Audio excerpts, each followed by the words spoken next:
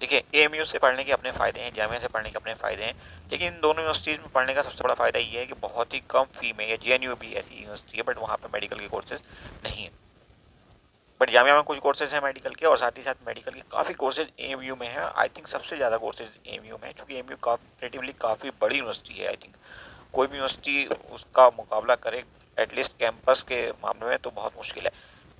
Anyway, जो major benefit है यहाँ पे वो होते हैं आपके कम फी, बहुत क्वालिटी एजुकेशन और फैसिलिटीज़ बहुत ज़्यादा हैं, और चूँकि यूनिवर्सिटी की रेपुटेशन बहुत अच्छी है तो प्लेसमेंट में बहुत आसानी मिलती है। और अगर बात हो मेडिकल कोर्सेज की, तब तो प्लेसमेंट का कोई इशू ही नहीं है, प्लेसमेंट आपको कहीं से ही मिल सकती है।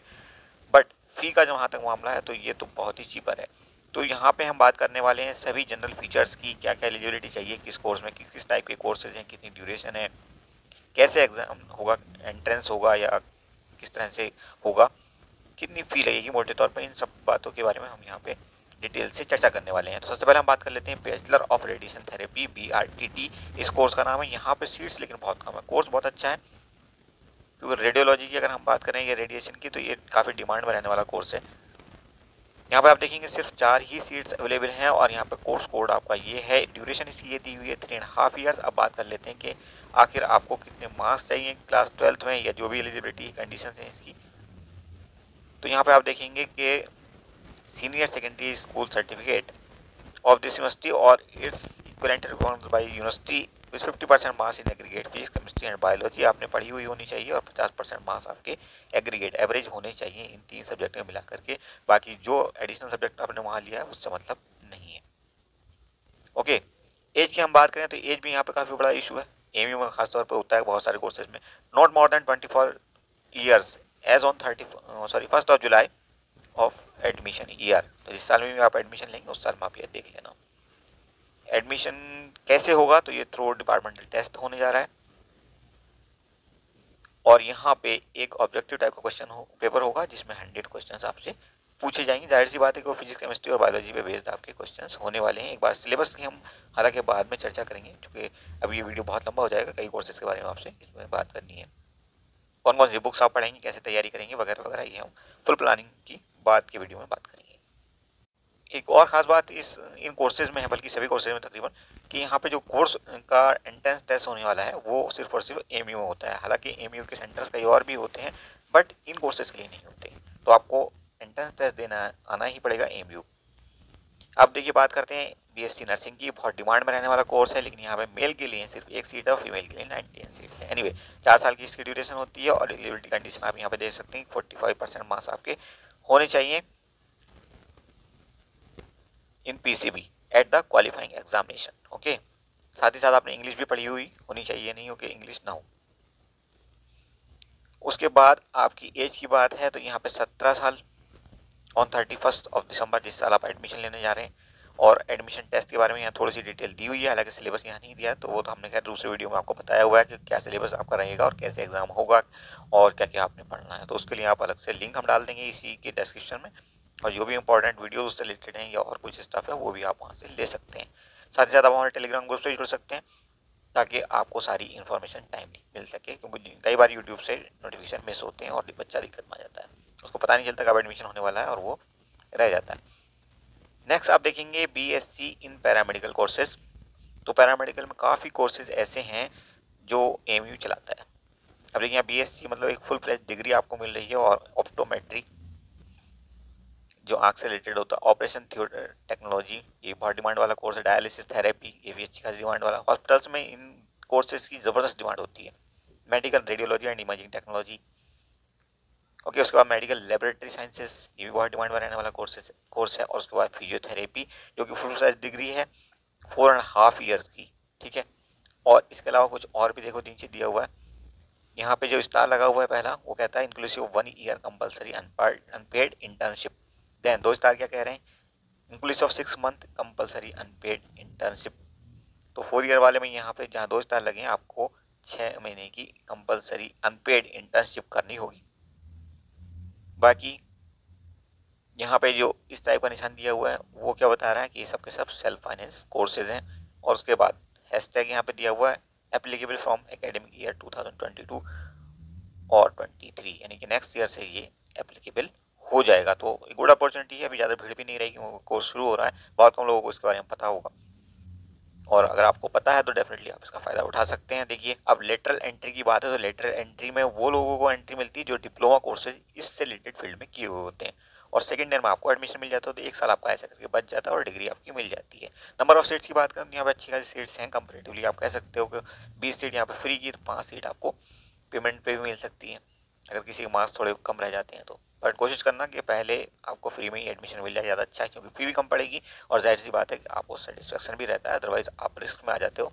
अगर आप ये सोच करके ढीले पड़ गए कि पेमेंट सीट पे तो मिल ही जाएगा, तो इसका मतलब ये है कि आप उससे पीछे रहने वाले हो, और उस केस में आप फंस जाओगे, एडमिशन ही नहीं मिलेगा, क्योंकि पेमेंट सीट पे भी यहाँ लोग अच्छा खासा अमाउंट पे करने के लिए तैयार रहते हैं।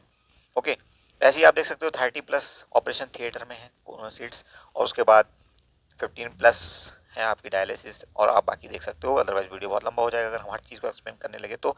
अच्छा, यहाँ पे एलिजिबिलिटी की बात करें तो यहाँ पे सीनियर सेकेंडरी स्कूल सर्टिफिकेट यानी 12th आपका जो 50% मार्क्स के साथ होना चाहिए, और फिजिक्स केमिस्ट्री बायोलॉजी में आपके मार्क्स देखे जाएंगे एवरेज।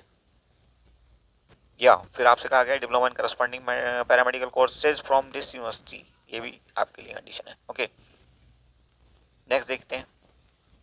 आगे देखिए आपसे कहा गया कि यहाँ पे जो आपकी एज होगी वो 31 दिसंबर तक आपको 17 ईयर कंप्लीट करने होंगे जिस साल आप एडमिशन चाहते हो, और आपका एडमिशन होने वाला है through combined entrance test CET के तहत। और टेस्ट पेपर किस टाइप का होगा? There shall be one objective type question paper of 100 marks comprising 100 questions on physics chemistry and biology. Geology botany मतलब बायोलॉजी, फिजिक्स केमिस्ट्री बायोलॉजी आपने पढ़नी है क्लास 11-12 की।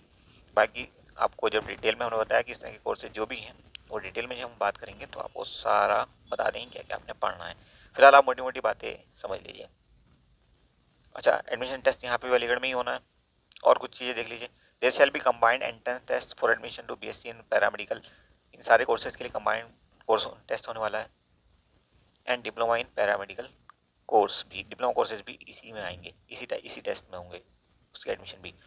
अगर लेटरल एंट्री आपको चाहिए, who have pass corresponding diploma, जो related diploma आपने वो पास किया जाना चाहिए, दिया होना चाहिए दिस यूनिवर्सिटी ओनली, यहीं से अलीगढ़ की अगर आप हो तो ये भी अलीगढ़ का एक एडिशनल बेनिफिट हो गया आपके लिए। ओके, यहाँ पर आपको सेकेंड ईयर में एडमिशन मिल जाएगा अगर ऐसा है कि आपने डिप्लोमा AMU से किया हुआ है तो।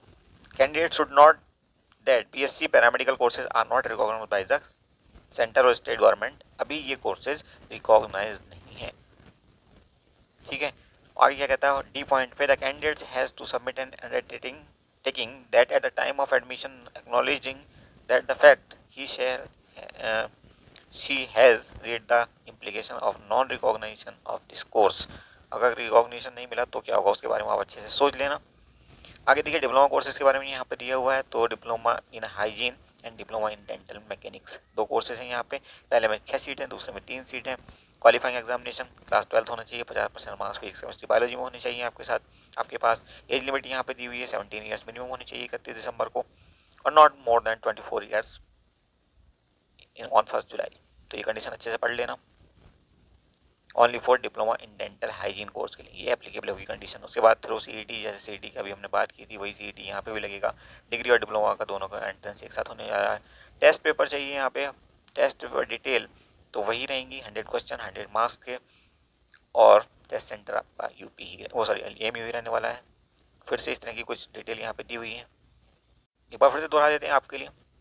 तो वही कंडीशंस हैं, BSc in paramedical courses and diploma engineering के लिए एक कंबाइंड एंट्रेंस टेस्ट होने जा रहा है। Diploma in dental mechanics course is not recognised by Dental Council of India, ये भी आप नोट कर लीजिए। Candidate should note that they will not be registered by Dental Council of India और equivalent bodies in other states. Clear, आप registration नहीं करा सकते।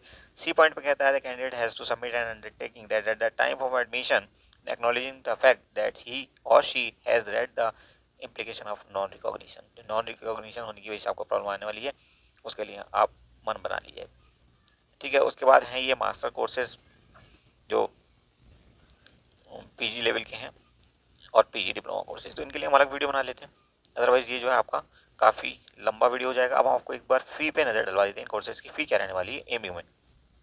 तो देखिए AMU में फ़ी का क्या रहता है, बॉयज़ और गर्ल्स की फ़ी में थोड़ा सा डिफरेंस होता है, और एक्सटर्नल और इंटरनल की फ़ी में भी थोड़ा सा डिफरेंस होता है। नॉन रेजिडेंट के लिए देखिए, अगर आप हॉस्टल में रह रहे हैं तो फिर से, और हॉस्टल में नहीं रह रहे हैं तब भी डिफरेंस आ जाता है। तो ये 3-4 कैटेगरी बन जाती हैं। इस कैटेगरी के अंदर कैटेगरी आप यहाँ पे समझ सकते हैं। फॉर एग्जांपल बॉयज़ के लिए यहाँ पे दिया हुआ है ये, अगर आप नॉन रेजिडेंट हैं मतलब हॉस्टल में नहीं रहते और एक्सटर्नल भी हैं तब आपको इतनी फ़ी देनी होगी। अगर आप इंटरनल हैं थोड़ा थोड़ा सा फ़र्क होता है, और बहुत ज़्यादा फ़ी किसी भी कोर्स में आप यहाँ नहीं है। आप अपना कोर्स यहाँ पे देख सकते हो। डिप्लोमा जैसे यहाँ पे दिए हुए, diploma in dental hygiene, diploma in dental mechanic, diploma in dialysis technique, diploma in OT management, diploma in ophthalmic assistant, diploma in surgical endoscopic and diploma in, वो तो है लॉ फैकल्टी का है, डिप्लोमा इन aesthetic assistant, DMLT, DMLT pathology वगैरह वगैरह। तो course fee बहुत ही कम कहेंगे कंपेरेटिवली प्राइवेट सेक्टर में। तो आपको पता है किस कदर फी की लूटा लाटी है, तो आप काफ़ी हद तक यहाँ पे सेफ हैं। आप चाहिए कोर्सेज के लिए, और बेहतरीन कोर्सेज हैं रोजगार के पॉइंट ऑफ व्यू से। Thank you for watching.